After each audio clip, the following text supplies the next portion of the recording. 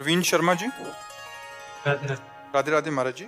गुरुदेव, मेरा सवाल है कि क्या मनुष्य अपने जीवन में काम, क्रोध, लोभ, मोह से मुक्त हो सकता है अपने जीवन काल में ही? क्यों नहीं, मुक्त ही है, केवल उसने पकड़ रखा है, काम क्रोध थोड़ी पकड़ रखे है। चेतन अमल सहज सुख राशि, ईश्वर अंश जीव अविनाशी। जो हमारा स्वरूप है वो निर्विकार है, चैतन्य घन। हम अपने स्वरूप को भूल करके पुरुष और स्त्री मानने लगे। अब पुरुष मानने लगे तो स्त्री में आकर्षण हो गया, स्त्री मानने लगे पुरुष में आकर्षण हो गया। कामना की उत्पत्ति हो गई देह भाव से। देह भाव को हमने पकड़ा है, देह ने हमें थोड़ी पकड़ा है। नहीं, चैतन्य घन भगवान का जो अंश है, इसमें निर्विकारता है, कहीं भी विकार नहीं है। इसने विकारी को पकड़ रखा है, विकारी है देह। अब देह भाव इतना पुष्ट हो गया है कि मेरा शरीर है, कहते जरूर है लेकिन मैं यही हूं, ऐसा भान है। आप देख लीजिए, हृदय में देख लीजिए, कहते जरूर है कि शरीर मेरा है लेकिन मैं ही शरीर हूं, ऐसा हर समय भान रहता नहीं रहता। ईमानदारी से देखो, बुद्धि की चतुराई से नहीं, ईमानदारी से देखो। इसी को बंधन कहा गया है। जड़ चेतन ही ग्रंथि पड़ गई, यद्यपि मृषा छूटति कठिनाई। यद्यपि झूठा है, कभी भी चैतन्य घन आत्मस्वरूप को शरीर बांध ही नहीं सकता। पर उस चैतन्य घन आत्मस्वरूप ने अपना विस्मरण करके शरीर को मैं मान लिया। बंधियो कीर मरकट की लाई। जैसे तोता पकड़ने वाले आते हैं तो जो पंखा में देखा ना, ऐसे हाथ से घुमाया जाता है पोला, उसे पूले में दाना चिपकाहट रख के रखा, वो पूला घुमा तो ऐसे जो तोता है ऐसे हो गया। अब वो और जोर से पकड़ लेता है कि अगर मैं छोड़ा तो मर गया, और अगर छोड़ दे तो उड़ जाए। बंधे कीर मरकट की लाई। जैसे बंदर सुराही में छुहारा चना देखकर हाथ डाला और बड़े जोर से, अब वो सोचा मुझे किसी ने पकड़ लिया। अगर वो लोभ छोड़ दे दाने छुहारे का तो किसी ने नहीं पकड़ा है, लेकिन वो बंधे कीर मरकट के नाई। ए भैया, अगर काम क्रोध से मुक्त ना हुआ जाता तो आज तक जितने महात्मा ब्रह्म ऋषि हुए सब कामी, क्रोधी, लोभी, मोही होते ना। लेकिन ऐसे अनंतों महात्मा इस सृष्टि में हो चुके जो काम क्रोध लोभ मोह मद मत्सर से मुक्त हुए, और बिना मुक्त हुए भगवत साक्षात्कार नहीं होता। काम क्रोध मद मान न मोहा, लोभ न क्षोभ राग नहीं द्रोहा।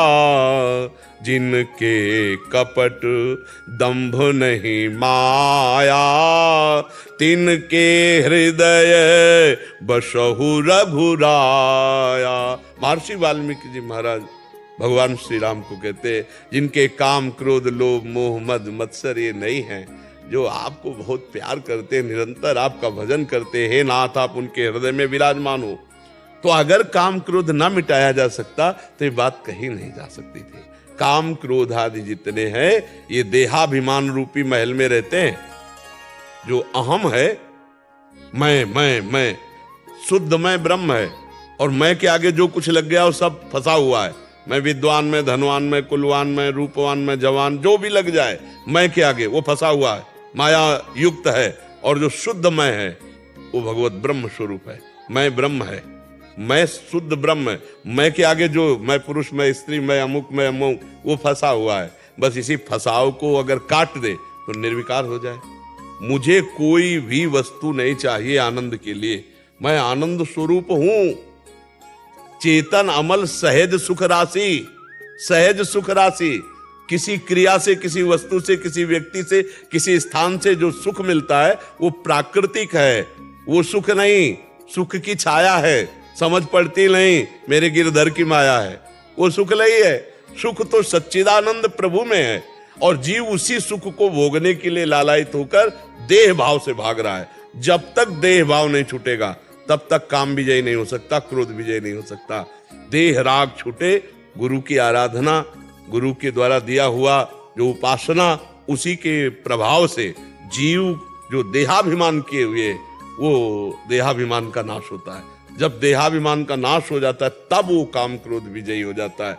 जो भगवत प्राप्त महापुरुष है, जैसे भुने हुए चने में कितने भी खाद पानी लगा दो अंकुरण नहीं होता, ऐसे भगवत प्राप्त महात्मा में काम क्रोध लोभ मोह मद मत्सर्य नहीं होते। षड विकार जित अनघ अकामा। इसके लिए खूब नाम जप करो, सत्संग सुनो, शास्त्र स्वाध्याय करो और दूसरों की सेवा करो निस्वार्थ भाव से।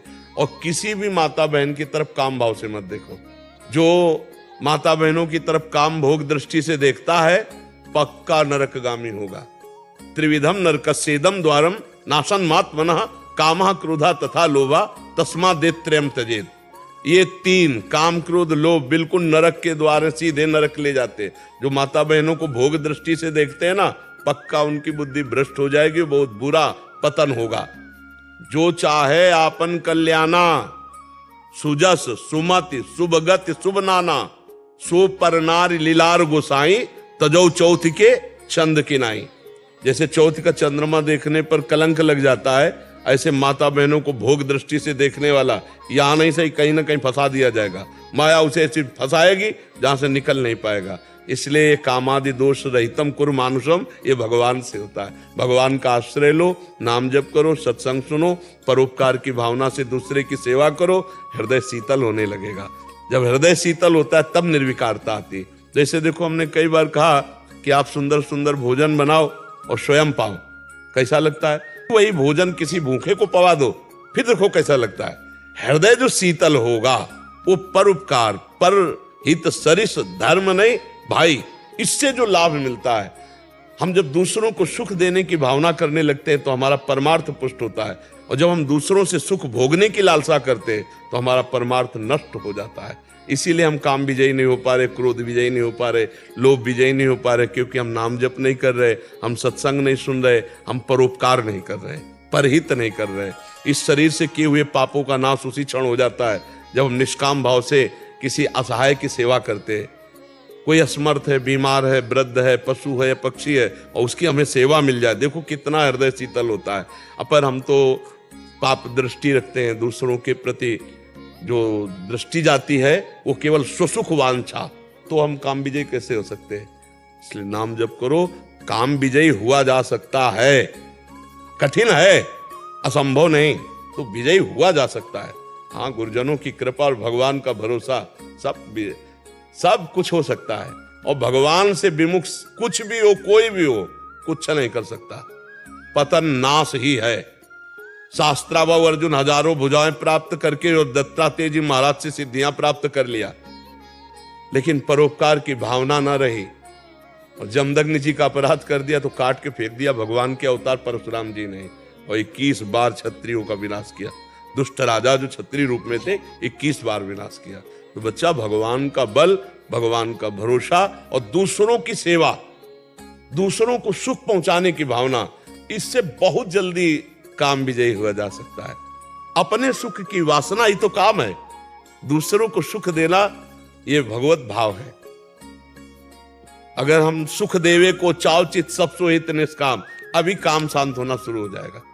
जब हम सुख लेने की वासना में, देखो कैसे कैसे राक्षस हैं सुख लेने की वासना में, पशु पक्षियों को जला के खाना, माताओं बहनों के साथ ऐसा अभद्र व्यवहार करना, कामना ही तो देखो, एक छोटे से सुख की कामना, ऐसे पकड़ा जंजीर चैन खींचा, वो मुंह भरा गिर गई माई और वो चले गए मोटरसाइकिल। क्या थोड़े पैसे के लिए ये नहीं ध्यान दिया कि वो हमारी माता जैसी परम पवित्र माता है, हम चंद रुपए के लिए उसकी हत्या जैसा, हिंसा जैसा, अब मान लो मुंह के बल गिरे क्या हो जाए, क्या कहाँ देखते हैं? थोड़े से इंद्रिय सुख के लिए कैसे कैसी घटनाएं कर देते हैं लोग। तो क्या है, ये देहाभिमानी पापात्मा जीव अपने आप को भूल करके ऐसे दुख के मार्ग में जा रहा है जिसे कहीं निवृत्ति नहीं होनी। इसलिए बहुत सावधान हो जाओ। सत्संग के द्वारा अभी जवान अवस्था है, पराई माता बहनों की तरफ गंदी दृष्टि मत देखो और गलत काम स्वयं मत करो।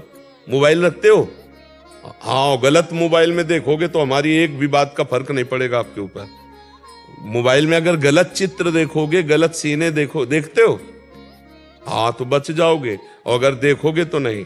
जो हम देखते हैं, जो हम सुनते हैं, जो हम बोलते हैं, वही हमारा चिंतन होता है। जो चिंतन होता है वही हमारी क्रिया होती है। अगर हम अच्छा सुनेंगे, अच्छा देखेंगे, अच्छा बोलेंगे तो अच्छा चिंतन होगा, अच्छी क्रियाएं होंगी तो हम भगवान की तरफ बढ़ेंगे। बुरा देखेंगे, बुरा सुनेंगे, बुरा बोलेंगे, बुरा चिंतन होगा, बुरी क्रियाएं होंगी, हम नरक की तरफ बढ़ेंगे। सावधान होकर चलो, जीता जा सकता है। हर समय नाम जप करो, पवित्र आहार करो और सत्संग सुनते रहो, बड़े महापुरुषों की बातें सुनते रहो, उससे जरूर हमारा परिवर्तन होता है। सत्संग तो निश्चित हमें विजय दिला देगा। हमारे जीवन के आदर्श पूज्यपाद सिउड़िया बाबा जी महाराज, उन्हीं के वचनों पर हमें उत्साह मिलता रहा, परमार्थ वे चले। तो किसी महापुरुष को अपना आदर्श बनाकर उनके वचनों के अनुसार हम चले तो भगवत प्राप्ति सहज हो जाएगी। ये सब विकार भगवान की कृपा से शांत हो जाएंगे। देखो भजन का कितना बच्चा फल है। सदन जी का नाम सुना होगा तुम, अगर सत्संग सुनते हो तो। सदन जी महाराज कसाई कुल में प्रकट हुए थे, बहुत बड़े महाभागवत थे। एक बार इनके मन में आया कि मैं जगन्नाथ जी के दर्शन करने जाऊं। काम विजय की बात तुम्हें बता रहे हैं। तो जगन्नाथ जी के दर्शन के लिए पद यात्रा में चले तो संध्या काल में एक घर में भिक्षा मांगने के लिए गए। वो चंचल मन वाली स्त्री थी। अब ये ब्रह्मचर्य, तेज, भगवान का भजन करने वाले, तो एक सौंदर्य होता है भगवान के भक्तों में आंतरिक जो उभरता है। जैसे हमारे भगवान सुंदरता के समुद्र है ना, सागर है। जब उनका भजन किया जाता है, उनसे चित्त जोड़ा जाता है तो स्वामी के गुण सेवक में आने लगते हैं। तो एक विशेष आकर्षण था। अब वो लुभायमान हो गई तो कहा कि आप यहीं बैठ के पा लीजिए।